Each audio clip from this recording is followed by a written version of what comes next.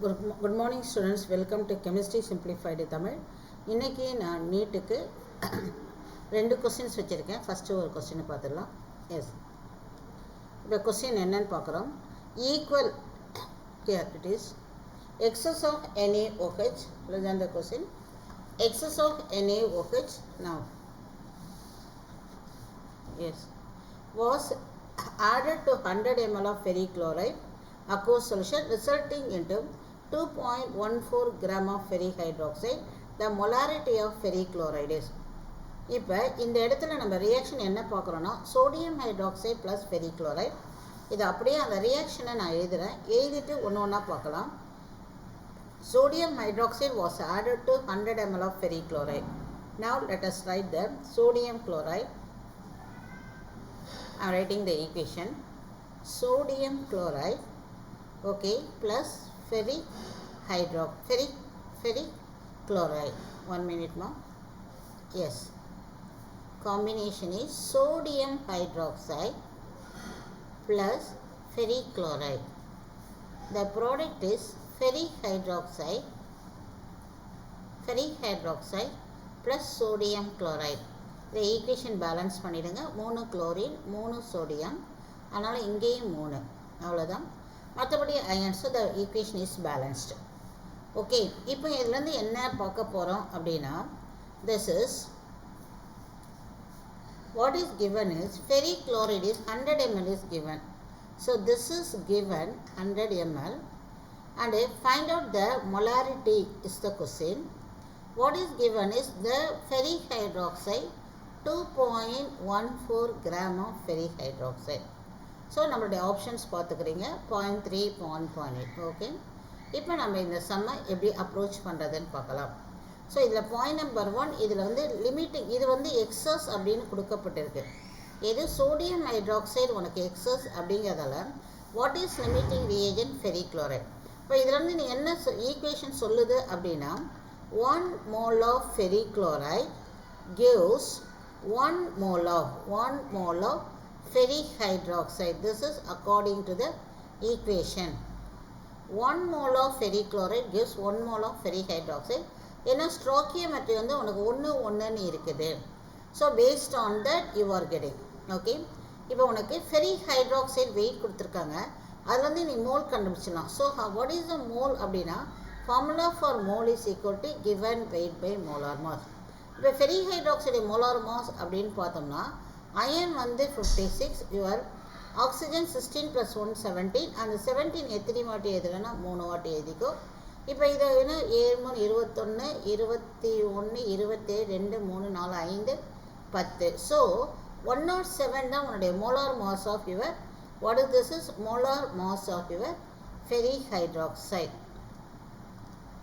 Okay, அப்போ இதில் வந்து நீ என்ன கண்டுபிடிக்க போகிறோம் அப்படின்னா number of moles of the ferric hydroxide அப்படிங்கிறத கண்டுபிடிக்க போகிறோம். கிவன் வெயிட் வந்து உனக்கு 2.14 கிராம் கொடுக்கப்பட்டது வந்து 2.14 கிராம் ஃபார்ம் ஆகிருக்கு. மோலார் மாஸ் வந்து 107. இப்போ இதை சிம்பிளிஃபை பண்ணணும்னா 214 × 10⁻² டிவைடட் பை 107 கேன்சல் ஆச்சுன்னா 2. ஸோ இந்த நம்பர் ஆஃப் மோல்ஸ் வந்து 2 × 10⁻². So this is the first information we are getting. What is the number of moles of ferric hydroxide? Okay, இப்போ அங்கே என்ன சொல்லியிருக்காங்க அப்படின்னா this is the key word. What is this one? This is here you can see 1 mole of ferric chloride gives 1 mole of ferric hydroxide. இப்போ இதில் உருவான ferric hydroxide உனக்கு எவ்வளோ இருக்குது? உருவான ferric hydroxide number of moles வந்து 2 × 10⁻². Number of moles of ferric hydroxide உருவாகிருக்கு அப்படின்னா number of moles of your ferric chloride, number of moles of your ferric chloride also equal to as both should be the same. அப்போ இதுவும் என்னது உனக்கு 2 × 10⁻². 2 × 10⁻². இப்போ what they are asking to find out molarity is equal to number of mole divided by volume in liter. Okay, what is the molarity is given. Molarity should be calculated. Number of moles in the 2 × 10⁻². Volume in liter நம்ம கொடுக்கப்பட்டது 100 ml. அதை லிட்டரில் மாற்றும் போது கீழே 100 ml போட்டால் மேலே 1000 போடணும். இதுதான் மொலாரிட்டி கண்டுபிடிக்கக்கூடிய ஃபார்முலா. நீ இந்த இடத்துல நீ 100 ml நீ போடணும், டைரெக்டாக லிட்டராக மாற்றணும்னா 0.1 கூட சப்ஸ்டியூட் பண்ணிக்கலாம். ஓகே, இது வந்து பேஸ்ட் ஆன் த ஃபார்முலா நான் அப்படியே எடுத்துகிட்டு வரேன். ஓகே, அப்போ இந்த 2 0வும் இந்த 2 0வும் கேன்சல் ஆகிடும். அப்போ உனக்கு 2 × 10⁻² × 10. அப்போ இது 1 கேன்சல் ஆச்சுன்னா -1. அப்போ உனக்கு அது வந்து எவ்வளோ கிடைக்குதுன்னா 0.2 is the molarity of the solution. இதை நீ இந்த இடத்துல போகிறதாக இருந்தால் இந்த அளவு வேண்டாம், நீ லிட்டர் போட்டுக்கிற அப்படின்னா 2 × 10⁻². 100 ml நீ லிட்டரில் போட்டினா 0.1. கரெக்டாக?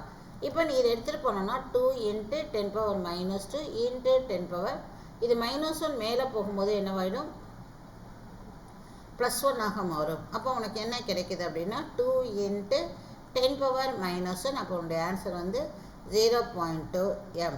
ஓகேவா? So either you can do like this or you can do like this, both are the same only.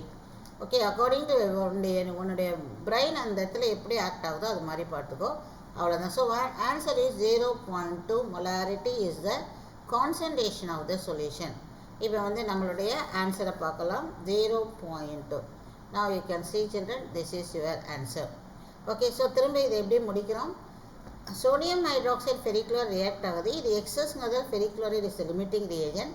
According to equation 1 mole gives 1 mole. அப்போ இந்த கொடுக்கப்பட்ட வெயிட்டை வந்து நீ என்னவா பண்ணிக்கிற, நம்பர் ஆஃப் மோலாக கன்வெர்ட் பண்ணிவிடு. அப்போ இதுதான் போத் ஆர் சேம்.